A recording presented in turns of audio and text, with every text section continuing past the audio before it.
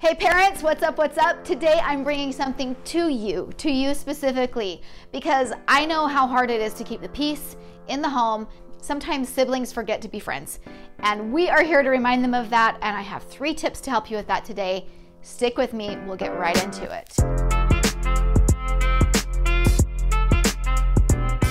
Okay, so 3 tips. The first one comes to you from my dad. He did this when we were young, and it is almost such torture that I love it. When we would get at each other a little bit too much, my dad would make us sit on a stool, okay, across from each other. So we're facing each other, and we have to just look at each other quietly. Just stare at each other. Oh, it was so annoying. But it's so great, okay, because maybe they're really mad and they just sit there and look at each other and that's all fine and they're quiet. And, you know, really quick, the idea with the stool is so that they can't become like this couch potato. They can't be comfortable. They're just sitting there looking at this other person that they've been attacking or whatever, fighting with for a while, and they just have to stare. But here's usually what happens with my kids. They sit and they look at each other and they are like fuming, right? They're fuming, they're sitting at each other. And then before the minutes are up that they have to sit there for, which you determine, you can choose whichever. Like if I have a 5-year-old and a 10-year-old, I'd probably choose 7 minutes, somewhere in between there. So just take their age, do like 1 minute per year and meet in the middle if you have the 2 ages. So then they are they're sitting and looking at each other, and at first they're just fuming and they're mad at each other. And depending on how stubborn they are, I mean, my kids, they always end up just laughing at each other. Like they just end up just laughing. They're trying to make faces at each other behind my back. And whenever they make a noise, I'm like, oh, hey, you're supposed to be quiet. Sit there quietly. Don't talk. And it just kind of restores them as friends. And like, even if it's putting me at the culprit of what they're trying to like fight against, because they don't want to be quiet, and they obviously don't want to sit on the stool, but they've been put in this same boat together, so they're like comrades. It's awesome. Whatever it is, it works. So just try it. That's one thing that you can do, that you can just try. And then it's like, oh, so you got to sit on the stool again, and they hate it anyway, so you might as well do it and try it and see how it goes. Okay. Tip number 2. Tip number 2, I love it. But here's the deal. You cannot overuse this one. This one is kind of one of those that you pull out of your, out of your back pocket, maybe every other month or maybe every once a quarter, just occasionally, so that they don't get sick of it, and so that it's really effective.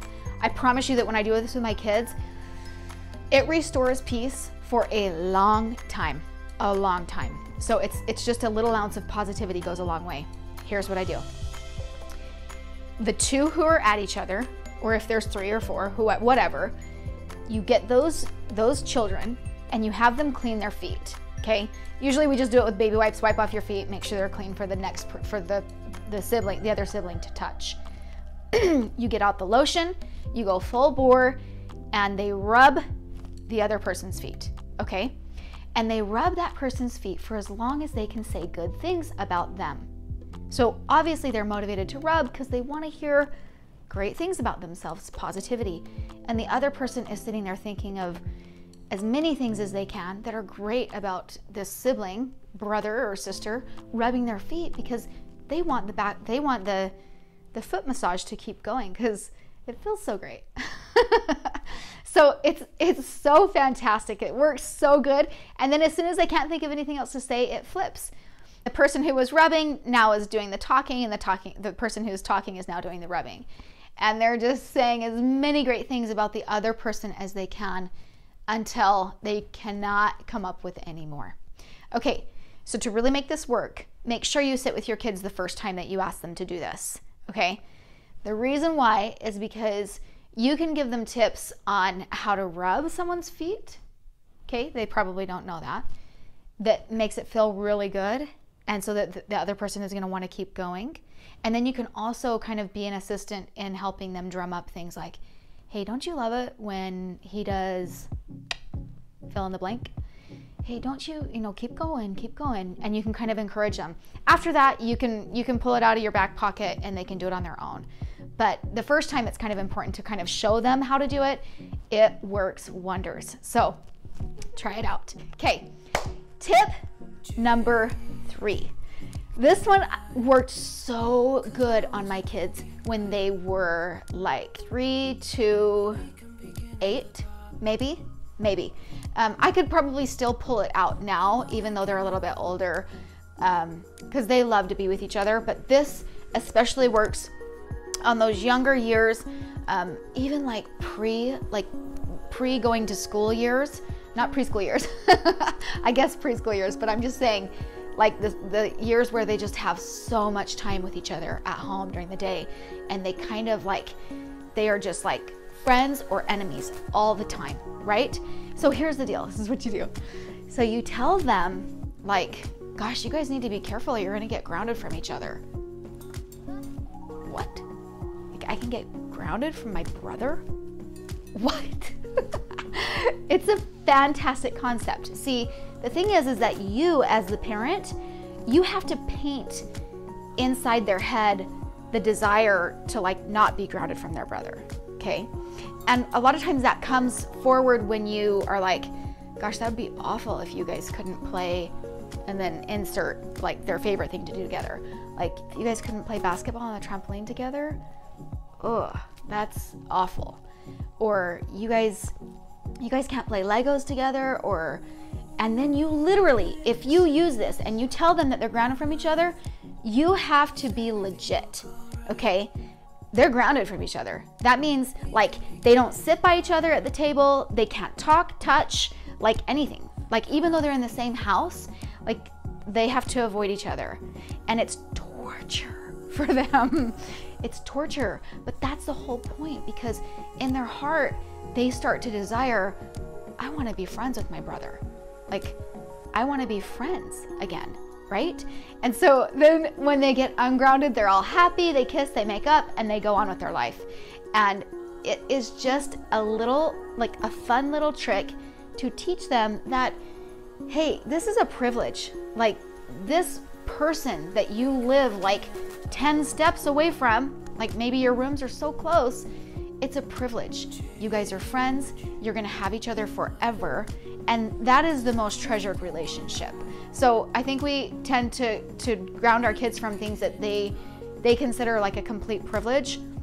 Well, let's as parents paint the picture that their brother or their sister is a complete privilege to them, and show them ways. See, that's the thing. You gotta be the trickster and show them ways that it is a privilege. Whatever. Maybe if they're at the point where they're like so at each other's throats that they don't like doing anything with each other, like create something, okay? Like, dang, too bad you're grounded from so-and-so. I would ask him to help you with this job. What? So like as a parent, you are painting this picture to have this person that you share this space with. This is a privilege. We love each other. And like, if you can't respect that, then it's over. Like you're gonna have some separation. And then what they can't have, they always want. So they want to get ungrounded. And for whatever time you determine is the right amount of time to be grounded from each other, when they are ungrounded from each other, like make a big deal out of it. Like, dang, I'm so glad that you guys can go jump on the trampoline together, or I'm so glad that you can XYZ together, because like I know that you love to play with each other, or whatever it is. You as the parent know what that is. It's just that you've got to kind of paint out this picture for them of privilege. Okay, so here's one of the tricks to doing the grounding, okay? You cannot show them how relieved you are that the fighting has stopped. Okay? Because if they're grounded from each other, they're not fighting. They can't talk to each other or look at each other or watch a movie together or play anything together. They can't do anything together. So you as the parent can't just only thing you want to show them is that you're like, I wish you could play with your brother. Like, I'll be so happy when you get ungrounded from him or your sister or whatever this is, whatever the sibling relationship is. And then they start to go like, gosh, yeah, it does stink. that I can't fill in the blank. And this is kind of why it works really good with younger kids, because obviously older kids are like, woohoo, hallelujah, I'm gonna go listen to my music and do whatever I want because they're happy to kind of check out. The younger kids, if you can paint this picture of like being best friends with each other, and they love to play, that's at their heart. Their heart, they just love to play. And they are forgetting that they have a built-in playmate 24/7 that actually will share those memories for the rest of their lives together. Tell them this, say, hey, when you guys can start treating each other nice again, you guys can be ungrounded, okay? And you talk to them in a way that's like, especially even when you're about to unground them, be like, okay, like we're gonna do this and I'm gonna unground you, but I'm gonna be watching really carefully and really closely to see how you're treating each other and to see if you like deserve the privilege of being buddies again. It works so good. So good luck with that. I hope you love the 3 tips. And you know what? It is our job as parents to teach our kids to be friends with each other. So just don't stop trying. There's 1,000,001 little tips and tricks that you can find.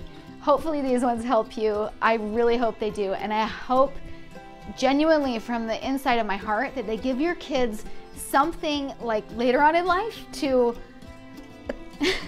to laugh about, to just say like, oh my gosh, remember when mom would, you know, ground us from each other? Or remember when dad made us rub each other's feet? Like, that was torture. And then they laugh about it and they have even more things to be bonded for. So anyway, good luck with all of that. Thanks for spending time with me and watching this video.